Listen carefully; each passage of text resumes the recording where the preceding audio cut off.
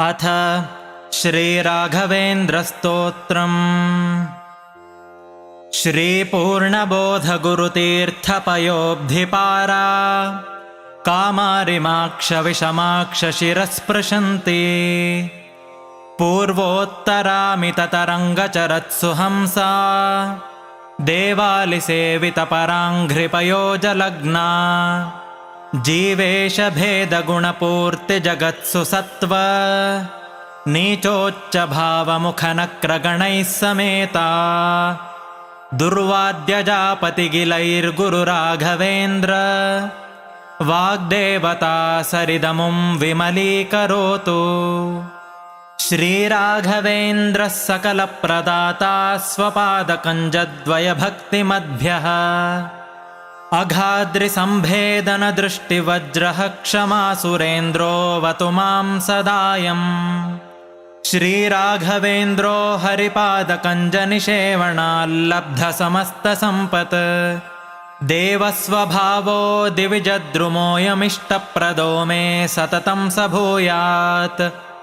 भव्यस्वरूपो भवदुःखतोलसङ्घाग्निचर्यः सुखधैर्यशाली समस्तदुष्टग्रहनिग्रहेशो दुरत्ययोपप्लवसिन्धुसेतुः निरस्तदोषो निरवद्यवेशः प्रत्यर्थिमोकत्वनिदानभाषः विद्वत्परिज्ञेयमहाविशेषो वाग्वैखरी निर्जितभव्यशेषः सन्तानसम्पत्परिशुद्धभक्तिविज्ञानवाग्देहसुपाटवादीन् दत्त्वा शरीरोत्थसमस्तदोषान् हत्वा स नो व्याद्गुरुराघवेन्द्रः। यत्पादोदकसञ्चयः सुरनदी मुख्यापगासादिता सङ्ख्यानुत्तमपुण्यसङ्घविलसत्प्रख्यातपुण्यावहः दुस्तापत्रयनाशनो भुवि महावन्ध्यासुपुत्रप्रदो व्यङ्गस्वङ्गसमृद्धिदो ग्रहमहापापापहस्तं श्रये। यत्पादकञ्जरजसा परिभूषिताङ्गा यत्पादपद्ममधुपायितमानसाये यत्पादपद्मपरिकीर्तनजीर्णवाचः तद्दर्शनं दुरितकाननदावभूतम्। सर्वतन्त्रस्वतन्त्रोऽसौ श्रीमध्वमतवर्धनः विजयीन्द्रकराब्जोत्थसुधीन्द्रवरपुत्रकः श्रीराघवेन्द्रो यतिराट् गुरुर्मे स्याद्भयापहः ज्ञानभक्तिसुपुत्रायुर्यशश्रीपुण्यवर्धनः प्रतिवादिजयस्वान्तभेदचिह्नादरो गुरुः सर्वविद्याप्रवीणोऽन्यो राघवेन्द्रान्न विद्यते अपरोक्षीकृतश्रीशः समुपेक्षितभावजः अपेक्षितप्रदातान्यो राघवेन्द्रान्न विद्यते दयादाक्षिण्यवैराग्यवाक्पाटवमुखाङ्कितः शापानुग्रहशक्तोऽन्यो राघवेन्द्रान्न विद्यते अज्ञानविस्मृतिभ्रान्तिसंशयापस्मृतिक्षयाः तन्द्राकम्पवचः कौण्ठ्यमुखाये चेन्द्रियोद्भवाः दोषास्ते नाशमायान्ते राघवेन्द्रप्रसादतः। श्रीराघवेन्द्राय नमः इत्यष्टाक्षरमन्त्रतः जपिताद्भावितान्नित्यमिष्टार्थाः स्युर्न संशयः हन्तु नः कायजान् दोषानात्मात्मीयसमुद्भवान् सर्वानपि पुमर्थांश्च ददातु गुरुरात्मवित्। इति कालत्रये नित्यं प्रार्थनाम्यः करोति सः इहामुत्राप्तसर्वेष्टो मोदते नात्र संशयः।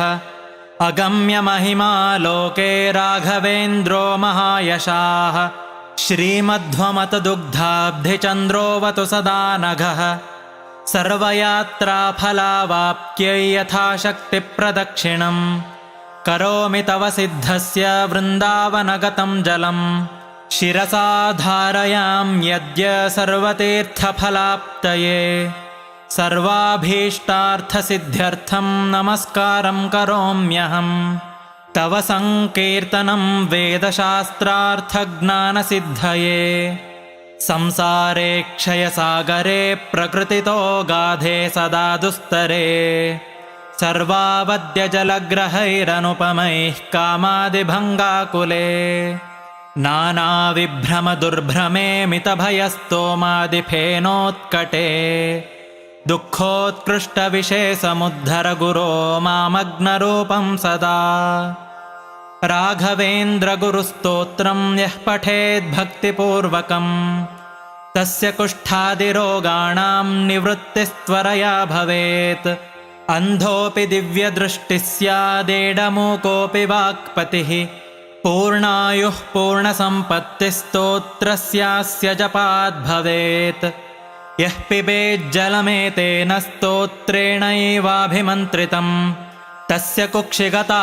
दोषाः सर्वे नश्यन्ति तत्क्षणात् यद्वृन्दावनमासाद्य पङ्गुः खञ्जोऽपि वा जनः स्तोत्रेणानेन यः कुर्यात् प्रदक्षिणनमस्कृतिः स जङ्घालो भवेदेव गुरुराजप्रसादतः सोमसूर्योपरागे च पुष्यार्कादिसमागमे योऽनुत्तममिदं स्तोत्रमष्टोत्तरशतं जपेत् भूतप्रेतपिशाचादिपीडा तस्य न जायते एतत् स्तोत्रं समुच्चार्य गुरोर्वृन्दावनान्तिके दीपसंयोजनात् ज्ञानं पुत्रलाभो भवेद्ध्रुवम् परवादिजयो दिव्यज्ञानभक्त्यादिवर्धनं सर्वाभीष्टप्रवृद्धिः स्यान्नात्र कार्या विचारणा